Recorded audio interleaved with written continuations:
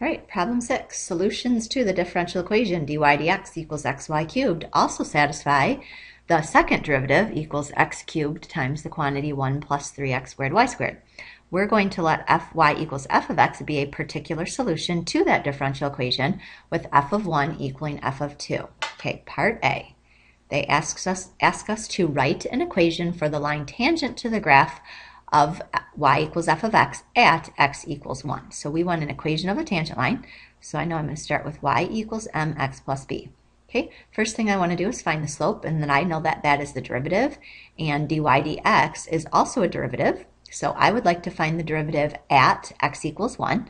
So if I find dy dx at 1, I'm going to actually do xy cubed. Well, fortunately, they told me when x was 1, y was equal to 2. So it's going to be 1 times 2 cubed, and that equals 8. So we just found my m.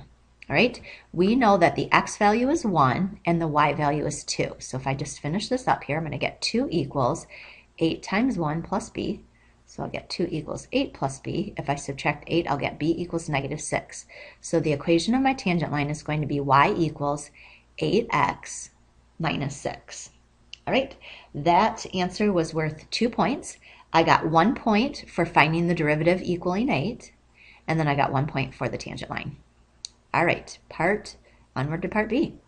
Okay, use the equation of the tangent line from part A to approximate f of 1.1. So I'm just going to do that part first. So similar to what we did on a multiple choice problem earlier, I basically am just going to use x equals 1.1 as my x value. So I'm going to put y equals 8 times 1.1.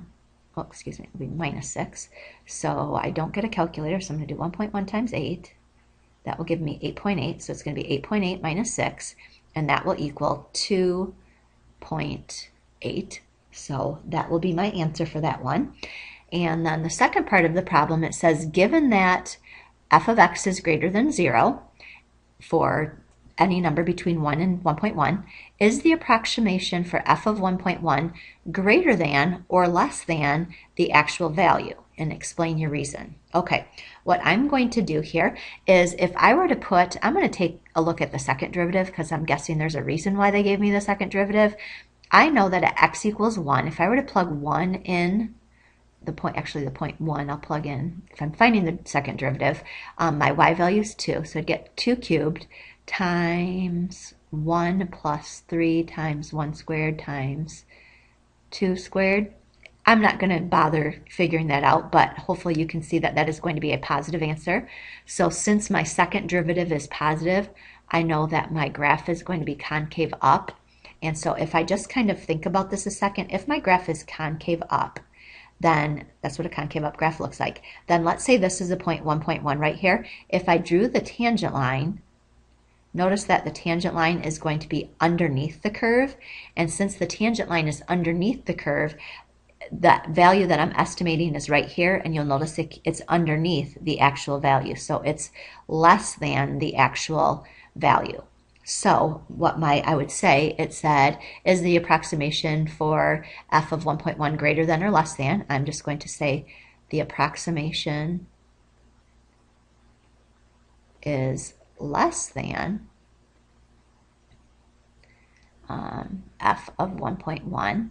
And the reason that I'll say it's less than is because the tangent line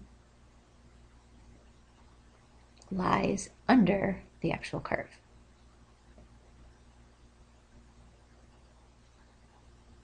And you might have a different explanation, which is fine, but that's what we should get. So that part was worth 2 points. If you got 2.8, you got a point. If you were able to say that the approximation was less than and you had a good reason for it, then that was worth another point. Okay, part C. Part C, find the particular solution. So hopefully the second you see that particular solution, we know that we are going to somehow have to cross multiply. We just need to decide what are we going to cross multiply with. So you have to look for an equation that you can cross multiply, which is going to be this equation right here. We're not going to use d squared. We're just going to use the normal one. So dy dx, and remember this is a big point value on this one, xy cubed. All right, we want to cross multiply, so I'll put a 1 underneath. So I'm going to get 1 dy is equal to x y cubed dx. Now I have to have my variables on the same side. So I'm going to divide both sides by y cubed. So I'm going to get dy over y cubed is equal to x dx. And now that I have my variables on the proper sides, I'm going to draw integrals to show that I'm now going to take the integral. All right, the left side, I do not like that y being down there, so I'm going to make it into y to the negative 3 dy. And then on the right side, I'm just going to leave it how it is. All right, now the integral of the left side, we're going to add 1 to our integral, so we'll get y to the negative 2. And then we always put the reciprocal on the outside. So negative 1/2 y to the negative 2 equals the integral of x will be 1/2 x squared plus c. All right, and then I just like rewriting this so that I don't have a negative power because most people don't like working with negative powers. So this is going to be 1 over 2y squared is equal to 1/2 x squared plus c. Now it did say to find a particular solution, so it said y equals. Before I do anything with fractions and doing stuff like that, I usually like to find the c first because I find that just to be easier. So we are going to, this is my x, this is my y. I'm going to go ahead and plug in what I know. So I'm going to have negative 1 over 2. Y is 2. So negative 1 over 2 times 2 squared equals 1/2 times x squared plus c. So now I'm going to have negative 1 over 8 equals 1/2 plus c. I'll subtract 1/2 from both sides. If I get a common denominator, which would be 8, this will be negative 1/8 and negative 4/8. That means that c will equal negative 5/8. All right, so if I go to rewrite this, I'm going to get negative 1 over 2y squared is equal to 1/2 x squared minus 5/8. Okay, here comes kind of the tricky part. There's lots of different ways to work this problem. I think I'm going to clear the fraction. The way that I'm going to clear the fractions is the common denominator of all these would be 8, so I'm just going to multiply everything by an 8, and just hopefully this will make it better. Let's see. So if I multiply this one by 8, it's going to be 4 over y squared. If I multiply this one by 8, it's going to be 4x squared, and if I multiply this one by 8, it will be minus 5. So hopefully that made it look a little better. Okay, if we're going to solve for y, I'm going to make the right side a fraction, and I'm going to cross multiply. So I'm going to get y squared times 4x squared minus 5 equals 4. And remember, my goal is to solve for y, so I'm going to divide by 4x squared minus 5 over on both sides. And then I'm going to get y squared equals 4 over 4x squared minus 5. And then I would like it to say y equals, so I'm going to get y equals the square root of 4 over 4x squared minus 5. And I noticed that my actual answer was a positive, so I would like the positive square root. So that's what I will put as my answer. So let's see how many points that was worth. Hopefully we got a lot there. Okay, number 1, if you separated your variables, which I did, we got a point.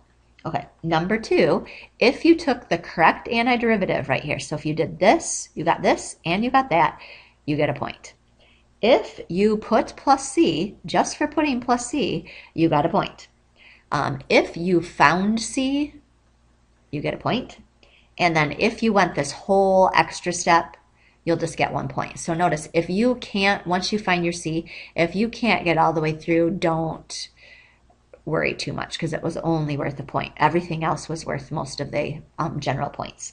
So I think that's it. If you did not separate your variables, you got 0. So make sure you're separating those variables.